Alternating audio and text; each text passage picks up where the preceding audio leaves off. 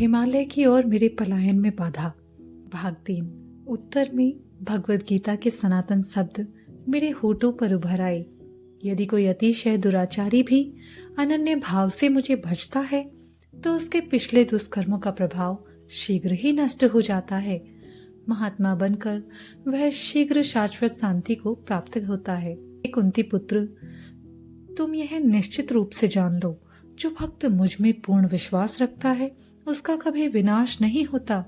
किंतु उस युवक द्वारा दृढ़ता पूर्वक की गई भविष्यवाणी ने मेरे विश्वास को थोड़ा सा हिला दिया। अपने हृदय की पूर्ण भक्ति से मैंने मन ही मन ईश्वर से प्रार्थना की, अभी यहीं और इसी क्षण मेरी सारी व्यग्रता को दूर कर मुझे उत्तर दो। तुम क्या चाहते हो?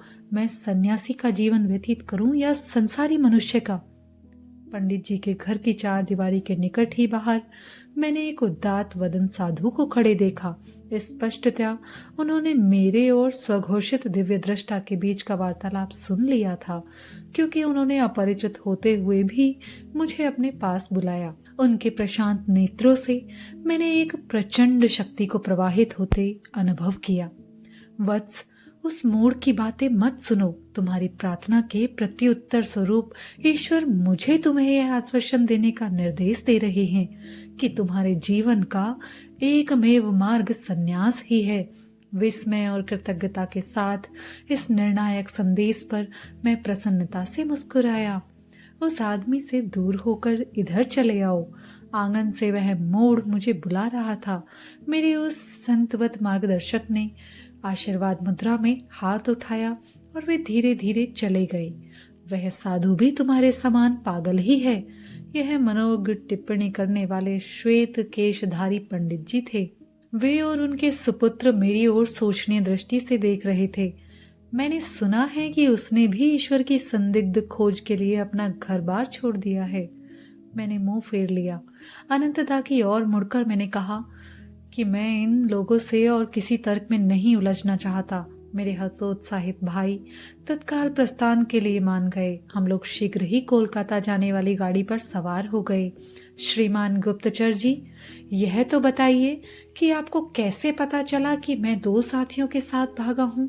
मैंने अपनी उबलती जिज्ञासा शांत करने के लिए घर जाते हुए रास्ते में अनंतदा से पूछा। वे शरारत भरे ढंग से मुस्कुराए। तुम्हारे स्कूल में मुझे पता चला है कि अमर अपनी कक्षा से बाहर चला गया था और लौटकर नहीं आया था। मैं अगले दिन सुबह उसके घर गया और वहां एक निशान लगाया हुआ एक टाइम टेबल खोज निकाला। अमर के पिता उसी समय घोड़ागाड़ी से बाहर जा रहे थे और कोचवान से बातें कर रहे थे। आज मेरा बेटा स्कूल जाने के लिए मेरे साथ गाड़ी में नहीं आएगा, वह गायब हो गया है, पिता ने दुख भरे स्वर में कहा। मैंने एक साथी कोचवान से सुना है कि आपका बेटा और दो अन्य लड़के यूरोपियन पोशाक पहने हावड़ा स्टेशन में एक गाड़ी में चढ़कर कहीं चले गए हैं। कोचवान ने कहा। अपने चमड़े के जूते उन्होंने उस कोचवान को दे दिए। इस प्रकार मुझे 3 सूत्र मिल गए, टाइम टेबल, 3 लड़कों की मंडली और अंग्रेजी वेशभूषा। अनंतदा के रहस्य उद्घाटनों को मैं हंसी और खींच के मिले जुले भावों के साथ सुन रहा था। कोचवान के प्रति हमारी उदारता कुछ अपात्र दान ही ठहरी।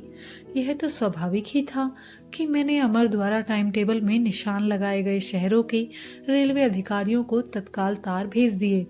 उसने बरेली पर भी निशान लगाया था, इसलिए मैंने वहां तुम्हारे दोस्त द्वारका को तार भेज दिया था।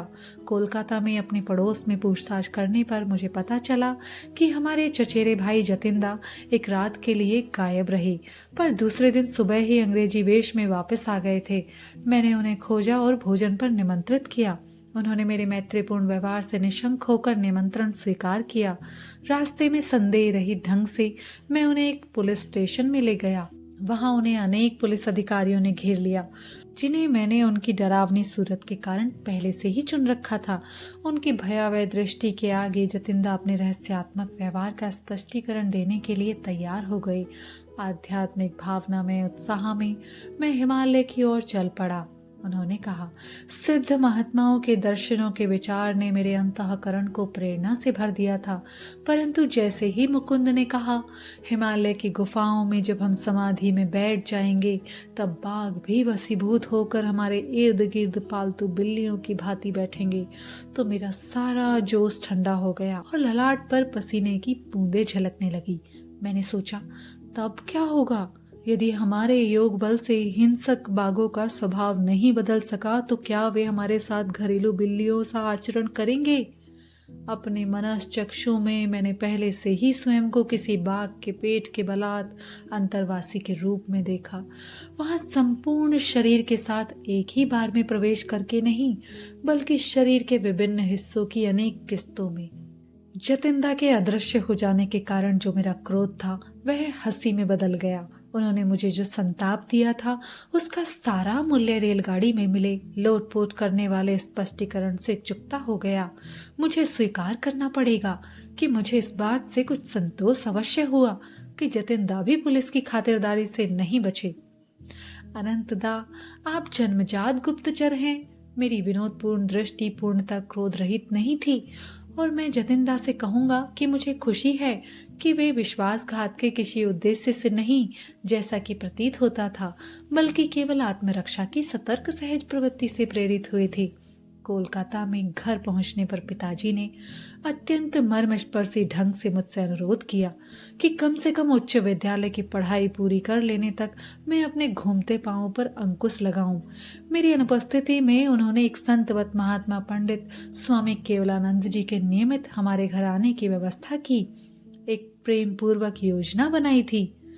ये ऋषि तुल्य महात्मा तुम्हारे संस्कृत शिक्षक होंगे, पिताजी ने विश्वस्त ढंग से घोषणा की।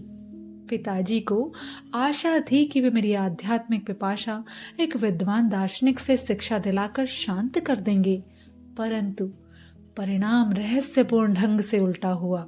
मेरे नवनियुक्त शिक्षक मुझे शुष्क बौद्धिक ज्ञान देने के बदले मेरी ईश्वराकांक्षा के अंगारों को हवा देने लगे।